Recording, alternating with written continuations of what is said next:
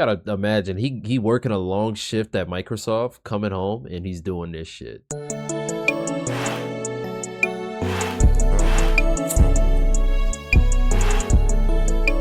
Yo, what's good? It's your boy Lock, man. Welcome back to the channel. Y'all been going crazy. I ain't lying. Subs have been subbing, and I'm not expecting y'all to sub. So if you like my videos and you feel like you want to sub, I appreciate that. Make sure y'all leave a like on this video. Today we reacting to something different. We got 5 most disturbing corners on the internet by another chilling scares video. A user under the name Box uploaded a new location to the website Urban Exploration Resource. The listing looked routine, an abandoned hotel in Atlanta, but buried in the photo gallery was a horrifying set of images that would set off one of the Yo, my bad. I just dropped my whole ass interface. I don't know what the fuck that was. solved. Urban Exploration Resource, or UER, is an old online forum built around people documenting and discussing abandoned buildings and other forgotten urban spaces. This particular location was an abandoned hotel somewhere in Atlanta, Georgia, where Box and a few friends had gone to photograph whatever had been left behind before the building was cleared out.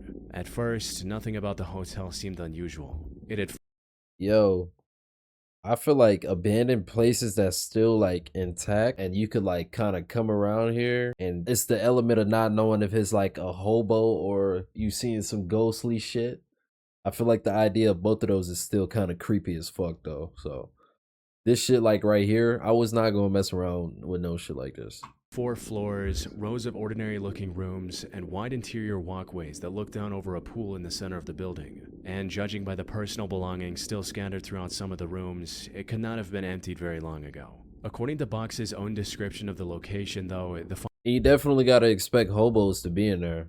final chapter of the hotel had been anything but quiet. This hotel was built in 1972, renovated in 1993. It spent most of its life as a major chain hotel. In 2004, the hotel became independent of the major chain. The main business model after that was a long-term stay hotel. This attracted many drug dealers and other illegal business to the hotel, and it was rated by the Yo, why I feel like every like long-term stay hotel is used as a trap? And don't ask me how I know like, about long stay hotels, because it is, well, I'm gonna say it. It's been times where niggas was copping gas and I done had to go to a stay at, a long stay hotel, extended stay hotel. And these niggas trapping these motherfuckers out. Like, I feel like if you in an area that got stay, like the hotels where you can live like that for a long time, it's usually in a lower tier area of like the city. Well, that's how it is for me. DEA and local authorities at least once. After many years of trouble, it closed in February 2006. Slight But yappage. even with such a grim history, nothing about the Yapping for hotel's a little reputation could explain what Box found waiting in one of the rooms on the second floor. Attached to the location was a photo album titled Crime Scene-tastic, Not for the Faint of Heart, Fair Warning. And inside were 6 images of a stack of printed photographs that showed a middle-aged man who had almost certainly been murdered. Some of them showed him dead on the floor with blood pooled across the wood beneath him, while others showed the room where the crime took place with a bed and walls both heavily marked in blood. Naturally, once other forum users saw the gallery, the first thing they wanted to know was whether Box had taken the photographs with him when he left. Because if the prints were still there, they could be turned over to authorities who could figure out where they came from. But Box said he left them exactly where he found them. Why? According to him, there were, quote, authorized people gutting the place, and he didn't want to be seen taking anything. He also explained how the photos were too morbid, and he'd been in too much shock to even consider it. Instead, he posted a map link to the location. Brother, you could have called the police, my brother. I keep it a buck. Let's turn my camera a little bit. You could have called the cops, gang. So anyone in the area could go and retrieve the photos for themselves. But when one of the users visited the very next day and searched through the building, the photographs were already gone. So somebody one took explanation them. Could be that Box had taken the photographs from somewhere else and attached them to his post for attention. One user even asked if the photos were fake snuff. But when you try reverse searching the images, they don't show up in a single other place online. If they had been taken from a movie or some well-known crime case archive, you would think there must have been at least one other trace of them somewhere online. Which means these prints may be documentation of a genuine crime scene, and the only surviving record of it is this one forgotten forum post from 2006. Yo, in 2006 too, I feel like that's like the time where technology was just starting to get better. I wouldn't be surprised if that was real. Like some nigga was just twisted as fuck and you just ran into some shit like that. Fortunately, nothing about the post gives any clues as to where the prints came from or why they had been left there. Considering the criminal activity at the hotel before it shut down, the simplest theory is that the crime itself took place in one of the rooms and the photos were taken by whoever did it. Maybe they were supposed to be trophies or some kind of record the killer never expected anyone else to find. And if the building really had been raided before it closed, it isn't hard to imagine someone fleeing in panic and leaving the prints behind along with everything else they couldn't take with them. However, there are some problems with this explanation. Firstly, in the photos box uploaded, the hotel rooms clearly appear to have carpeting, but the crime scene captured in the prints has wooden floorboards. Right. On top of that, if the crime had happened somewhere inside the hotel, you'd expect at least one of the explorers wandering through to stumble onto the room. You see, bro? This is why I don't really like have my headphones loud as shit because I get to fucking watching scary videos or some shit. Then I got my lights off too. And I be hearing fucking noises in my brain, like thinking I be hearing shit. I don't know, bro. My bad, I'm yapping and shit. Let's get back to the video. This shit look dirty as hell. Ew. With walls and bedding soaked in blood. More importantly, some of the black and white photographs in the stack show the same body on a white surface that looks more like an autopsy table than anything inside an abandoned hotel room. This suggests the victim was found and processed by authorities at some point, so these prints could have belonged to someone connected to the investigation or to a case file where those images have been preserved as evidence. I'm about to roll But out that even though this theory gas. feels far more plausible compared to the idea that the killer simply left them behind, there's still no solid proof that connects the photographs to a real case. Looking through the missing person reports from the Atlanta area from that period doesn't include anyone whose details match the victims in the photographs. This might suggest the crime happened years before the pictures were discovered, or in a completely different part of the country. Unfortunately, this is where the trail simply stops. Even 20 years later, there is still no answer for why my someone bad, would Jaws. carry evidence of a Editing a horrific thumbnail murder real into a quick. building scheduled to be torn down, only to toss it into a pile of old clothes and just leave it there. Check this out. I'm going to show you how Oh I my afforded this god. car. Get out of here, ads, Okay, please. you ready? All It's right, embarrassing. 108. On February 26, 2026, a series of videos began spreading throughout the unregulated corners of the internet, capturing what would soon become one of the most horrifying crimes in Poland's recent history. At first, the footage gave viewers almost no context for what they were seeing. It showed a teenage boy standing in a garage, calmly swinging an axe through the air, like he was practicing to hit something. But the next clip revealed exactly what that practice may have been for. For Oh, this video, Jesus the camera was Christ. inside a home late at night. The same boy entered a room where two people appeared to be asleep. He positioned the camera so the room Oh, Jesus Christ. Bro, people like this, like, oh my god. What the fuck is wrong with you? was clearly in frame and stepped back toward them. He then picked up the axe and began swinging, before either victim had a chance to wake up. As disturbing as this footage was, it unfortunately didn't seem much different from the kind of material that circulates on gore sites. These platforms are full of violent videos, stripped of context, reposted so many times over the years that no one knows when they were filmed or where. But as these Bro, I remember niggas used to be in school, like, looking up these videos and showing these shits in class. Like, I remember, like, I used to see them bitches, I ain't gonna lie. I stumbled up on the website maybe once or twice, but it was not like no shit I enjoyed doing.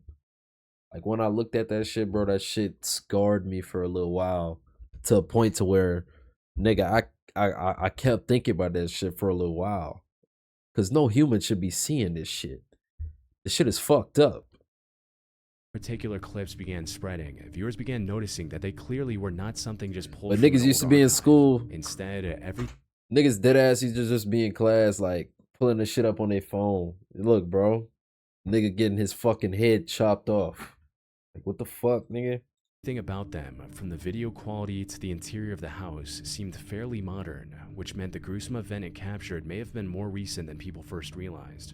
With this realization, the clips broke out of these gore sites and spread across social media and private messaging apps across Poland. By 4 a.m. the next morning, enough people had forwarded the clips to police that authorities were already treating the footage as evidence from an active crime scene. Okay. Using whatever was visible in the background of the clips, investigators were able to trace the footage to a property in the small village of Kodwób in southern Poland within a few hours. The boy in the videos was identified as 17. Look at this motherfucker.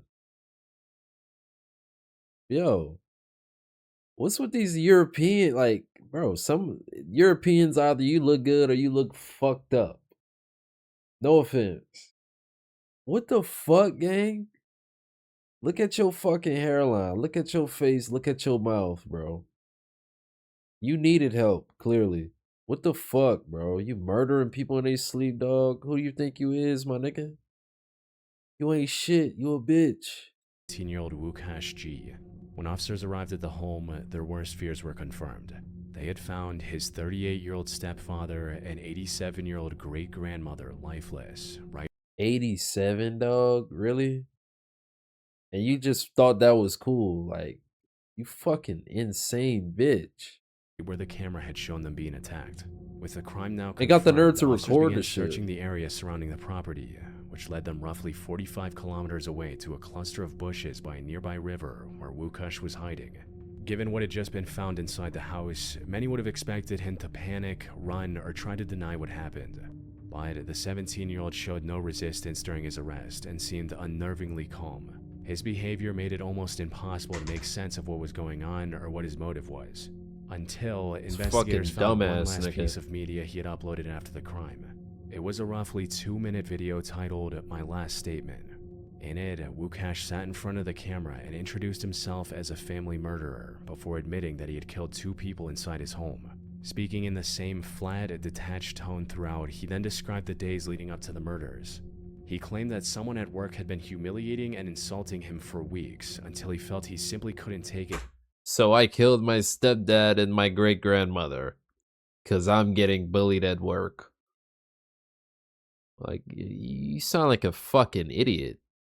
Anymore. But instead of directing his anger toward the person he claimed had mistreated him, Łukasz turned it toward his own family.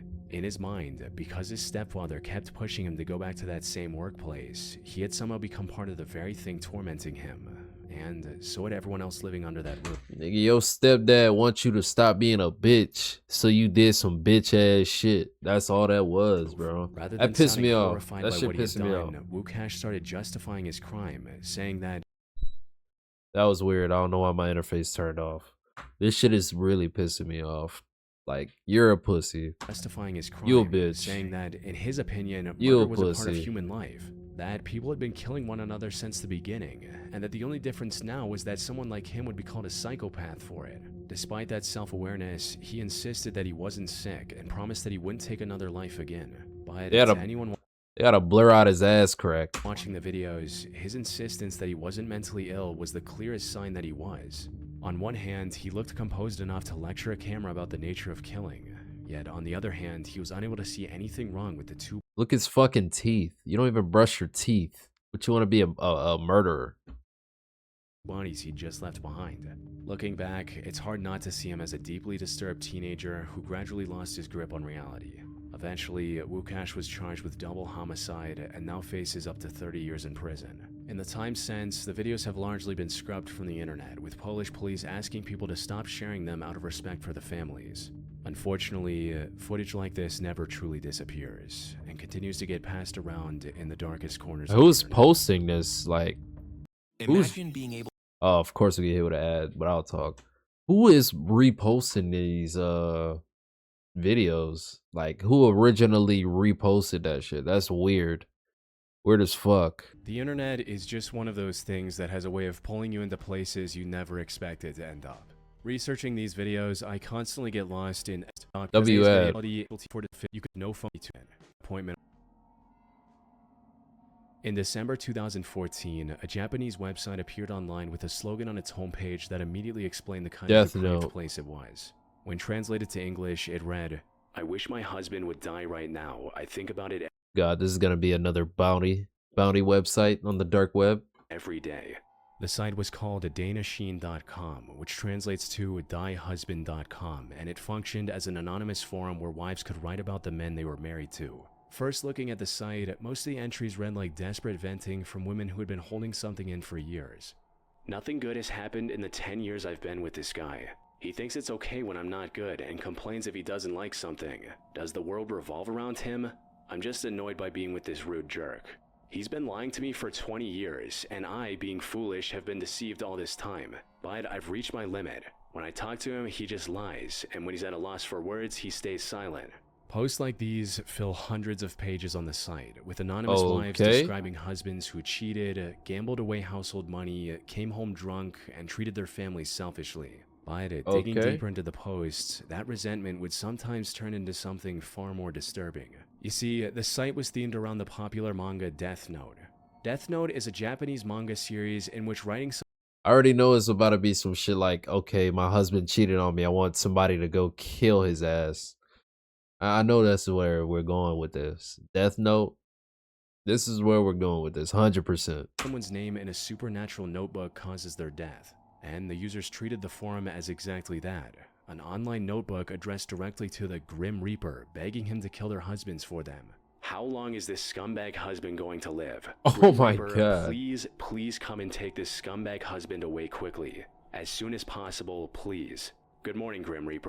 Good morning, Grim Reaper. Please kill my husband now. He just gambled my last $1,000 and told me it was gonna be used to start my business. Like, I wish my husband would die right now. I think about it every day. that just sounds crazy. He's a truly awful husband. My heart is always in prayer. Please, please, please die soon. The site's admin even kept a running counter on the homepage tracking how many husbands had supposedly died, as if the forum itself were taking credit. And when a husband did actually die, the tone of the site became even more unsettling. Is this the husband? Returned in ominous celebrations. For instance, one woman described finding her The husband fuck is cold this? in bed one morning and calling an ambulance. And her post reveals exactly what she felt when the responders confirmed that he had passed away. Honestly, I'm so happy, so happy. Thank you, Grim Reaper. What the While other fuck? users in the comments enviously congratulated her. And as unsettling as all of this tragedy is, Motherfucker just said, I'm jealous as fuck. I wish my husband would die. What? Yo, just leave. What the fuck? these posts aren't even close to the darkest thing on the site. But once you understand the world these women come from, the site starts to look more complicated than it first appears. Japan is a fairly conservative society when it comes to divorce. The simplest way to end a marriage is through mutual consent. If the husband refuses to sign the divorce papers, the wife is forced through mediation and lengthy court proceedings just to get out of a life she no longer wants to be in. And that is fucked up. You should not be able to force someone to be with a husband, especially like you see these like more like I guess what's the word? You see wives respect their husband a lot more, even if the husband is fucking beating on them, doing all kind of bullshit, gambling addiction, drinking every day, whatever the fuck it is. And I think this is probably one of the reasons why, because it's so hard for them to leave. That is fucked up. Even after separation, most women face judgment from their own families and communities, because divorce carries a level of shame that makes leaving feel like a public failure. And for single mothers, it's even worse, as the pressure is often tied to money. Many of the women writing on Dana Sheen described being That's a lot of financially pressure. trapped and unable to afford a separate life. So, to many of them, the death of their husband genuinely appears to be the only way to ever live a happy life again. And when a platform is built entirely around this belief, it becomes the perfect place for someone already on the edge to convince themselves that taking matters into their own hands is the next logical step, which is exactly what happened. In some of the most extreme entries on the site, begging the Grim Reaper wasn't enough. One woman wrote, "I want to somehow find a way to kill my husband without getting caught. I'll pretend to be sad when he dies." What the Sadly, fuck? she wasn't the only one. Some depraved users admitted to preparing bug-infected food and feeding it to their husbands to make them sick. But a few went even further and outlined step-by-step instructions on Are these all foreigners? how to poison a husband by lacing his drinks with drugs that shut organs down slowly without raising suspicion. And because Like these from posts are written Japan? anonymously, there's no way of knowing whether they are simply dark fantasies or genuine confessions from women who actually went through with it. which suddenly makes the death counter a lot harder to look at. There's no way to know how many of those deaths happened on their own and how many were planned on this very website. But as depraved as these entries were, some of the hardest ones to read weren't directed at husbands at all. Some of them were written by women who started hoping for their own end. And once you start reading entries like these, it becomes clear that many of the women using this site weren't driven by cruelty. They were writing from places of exhaustion, fear, and years of ill treatment. For some, the darkest thoughts were the only ones that still made sense. And when you read what they were actually living through, it's hard not to understand why. Yeah, like, at first, don't get me wrong, I was probably talking a lot of shit, but they probably going through a lot of bullshit. Like, husband beating on them, doing all kind of fuck shit. So, I'm not surprised. It's fucked up. One woman wrote, "My heart is dead. It's being killed by the verbal abuse of my husband, who denies my very existence. When he's in a bad mood, he takes it out on me. He says it's all my fault, that this happened because my character is rotten, connecting even the most unrelated things and denying everything about me. I've tried to forget, to ignore it, and endured it until now, but I can't take it anymore." For others, the ill treatment went far beyond words. "When I was 3 months pregnant with my first child, he pushed me down the stairs during an argument." Oh, what? What the fuck? Nigga, that's your child in there. Yeah. Shit like this, nigga. That make motherfuckers want to kill you. I'm not even surprised they talking like that now. I keep it a whole thou wow. I'm kind of with them. Shit. You push them up, pregnant women down the stairs, gang? That's fucked up. Fracturing a bone that took 6 months to heal. When I was in my 9th month of pregnancy with my first child, he drove me to a remote mountain area, threw me out of the car, and dragged me around. In the end, Dana Sheen, or Die Husband, was built on the desperation of women who felt trapped in lives they couldn't escape. Hurt my fucking elbow. That same desperation created that's crazy as shit, dog. Why the fuck is he not in jail? Perfect cover for people with far darker intentions. That is crazy. Get exclusive. L-ad. Evening of February 22nd, 2023, a 26-year-old Microsoft employee was walking home from the Microsoft One Estera building at around 5:45 p.m. when he noticed a man approaching him while shouting at the top of his lungs.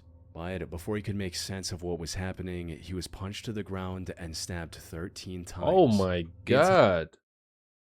Damn, where the hell this was?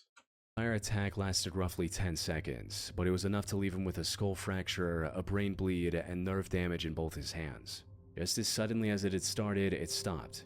A few bystanders shouted at the attacker, but he simply fled the scene and walked down the street to his own apartment roughly 4 blocks away. This the nigga that stabbed him? He look like he a Microsoft worker his damn self. What the fuck? Yo, shit be happening fast, bro. You gotta stay on 10 when you outside like that. That's fucked up, RP. What the fuck? Yo. I don't know if that shit caught what I just said, but yeah. This nigga look like he worked for Microsoft his goddamn self. Like, you look like Mark Zuckerberg, nigga. But you gotta be on 10 when you outside like that. RP that nigga, dog. That shit fucked up. That team will later follow straight to his door. The attacker was identified as 27-year-old Joseph Richard Cantrell, who is also a software engineer at Microsoft. Cantrell? Identified as 27-year-old Joseph Richard Cantrell, who is also a software engineer at Microsoft. That connection immediately so he did work at Microsoft. A workplace rivalry. But according to the victim, he had never seen Joseph before in his life, and the two didn't even work in the same building. So, unless it looked like Joseph had been targeting someone he knew. And the only place that seemed to offer any explanation was this nigga. Oh my god. Joseph's own website. When the investigators went through his personal computer, they found a hidden link to a text file. It was a 234,000-word journal that Joseph had been writing for years and uploaded to the internet just hours before he carried out the attack. And somewhere inside those pages was the answer to why a random Microsoft employee nearly bled to death on a sidewalk that evening. But to understand what was inside the journal, you first need to understand what Joseph believed about himself. Oh, so the nigga live? He didn't kill him? And the clearest window into that was the About section on his website. Alongside other surface-level information, Joseph wrote about experiencing what he called neural disturbances, where he claimed to have danced and conversed with processions of rainbow ghost women who kept him company through the night. So, before the journal Oh even hell began, nah. his own introduction already suggested a mind that wasn't interpreting reality in an ordinary This guy's off. That be the smart motherfuckers though. You gotta be a little bit off. You gotta be a little bit insane. way. And those hallucinations would appear again and again throughout the journal, often during some of Joseph's most important decisions. He had given himself a diagnosis, neural deceleration disorder, a condition he believed caused his neurons to fire at a slower rate, leaving him intellectually suppressed unless he corrected it himself. And the way he corrected it would be the first of many unsettling things revealed throughout his journal. Although Joseph had tagged the file as fiction, his introduction said the exact opposite. According to it, the journal had started as a way to track his drug usage, but eventually became what he described as an overall life journal and literary practice. What followed was a 20-page long catalog of every substance Joseph had consumed in an attempt to treat his self-diagnosed disorder. God damn, nigga.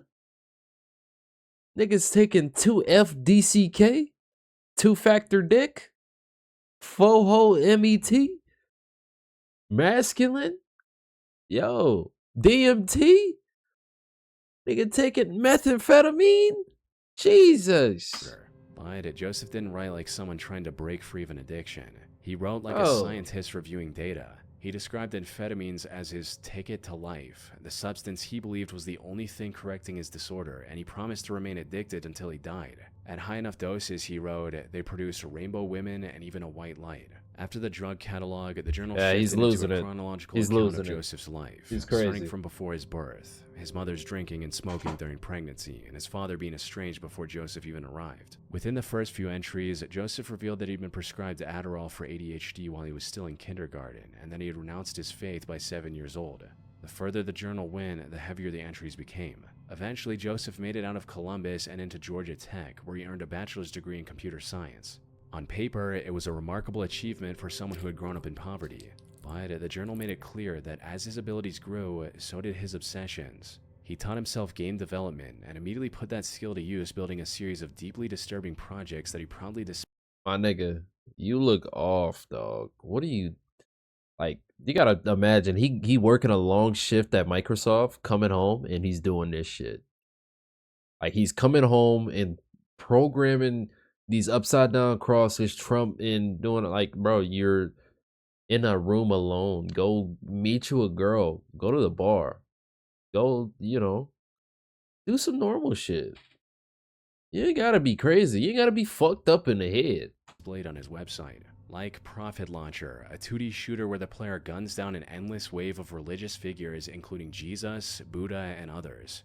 Its tagline read, "Aim to offend And this the shit pillars looks of humanity's ass. most sacred." I would not And play it was this eventually shit. banned from both Steam and the Google Play Store. But what his games revealed was less about shock value and more about Joseph's own worldview. They reflected a pattern of hostility towards specific groups that would only deepen over time. Because 100% he was probably a racist. as the journal entries moved into his adult years, the tone shifted from clinical self-observation to something much more dangerous.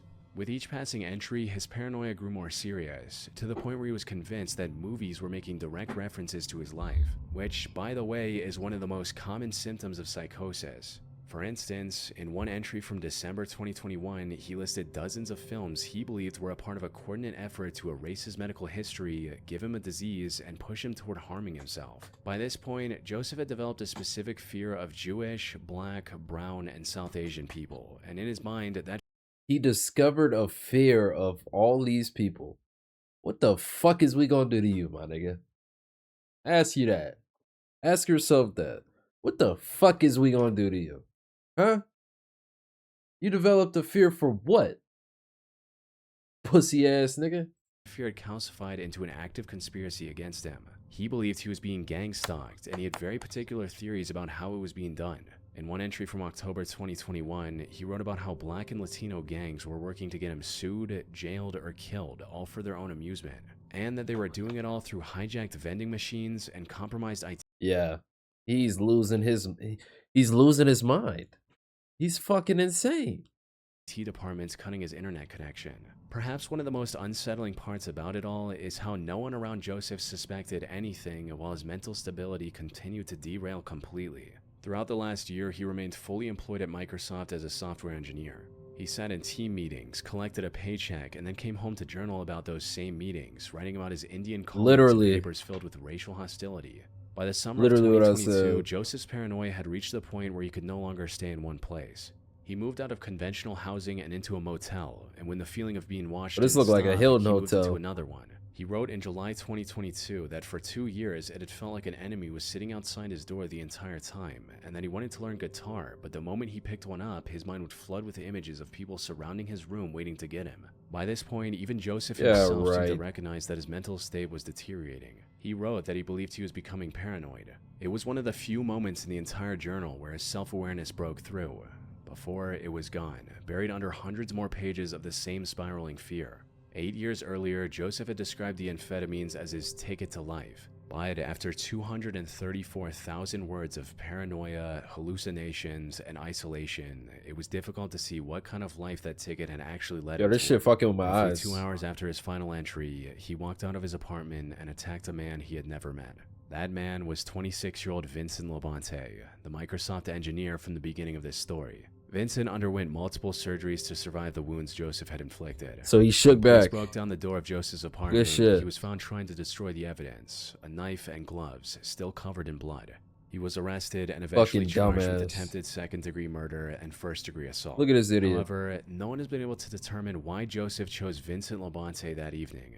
But the journal, now only available on Internet Archives, seems to offer the only explanation that makes sense. This kind of messed with my eyes. By the end of it, LOQDOWN looks like one of the plainest websites on the internet.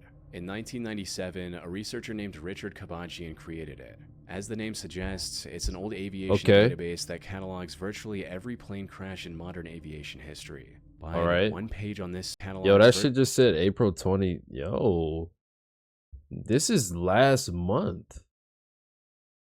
Damn, June 7th, 2026. Dominican Republic. Aboard two fatalities. Route Austin, Texas. Damn. Shortly after taking off, the crew reported the failure of one of the engines and requested a return back to the airport. After attending an emergency landing, the aircraft came down hard, collapsing the main gear and leading to the breakup of an aircraft. Subsequent explosion and fire. Damn, that's fucked up. Rest in peace. Aviation history. But one page on this site contains something far more. That should just say 14. Aviation history. Damn, April 20th. What the fuck? But one page on this site contains something far more disturbing than any accident report. The site documents everything from minor landing gear failures where every passenger walked away alive, to crashes that left nothing but wreckage and a death toll in the hundreds. For each of these aviation accidents going back over a century, the site logs various statistical data, including what aircraft was involved, when it happened, how many people were on board, and the number who didn't survive. But in some cases, it also documents how and why they happened, which means that for some of the worst disasters in aviation history, it's possible to trace step by step how a single overlooked mistake ended hundreds of lives. Unfortunately, Aeroflot Flight 3352 was one of those recorded crashes. On October 11th, 1984, the aircraft was preparing to land at Omsk Airport when the flying control officer fell asleep and failed to inform the controllers. The nigga fell asleep while driving a plane. When the aircraft touched down at 240 kilometers per hour, the pilots had barely a second to spot the maintenance vehicles directly in their path before slamming into them, resulting in the death of 174 of the 179 people on board. But as disturbing as it is to read these summaries, the most unsettling part of the site is one specific page titled Last Words. This page is a long collection of voice recordings, each one capturing the final seconds inside the cockpit before impact. In some of them, you can hear the exact moment a pilot realizes that nothing they do will save the plane. For instance, in this clip, you can hear how a controlled situation turned into a chilling panic as the pilot realized the runway was too short only after it was too late. Damn. Flaps.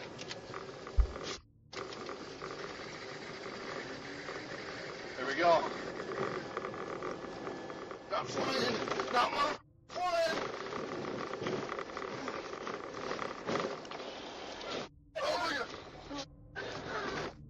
That was Damn. East Coast Jet Flight 81 on July 31st, 2008, which crashed into a cornfield beyond the runway, killing all 8 people on board. There are dozens of recordings like this on the site, each capturing the final moments from a different crash and a different crew. In some, you can clearly hear warning messages that pilots deliberately ignore. Pull up. Terrain ahead. Terrain ahead. Pull up. Pull up. Pull up. Gary Rock Body. Pull up. Control with the Rock.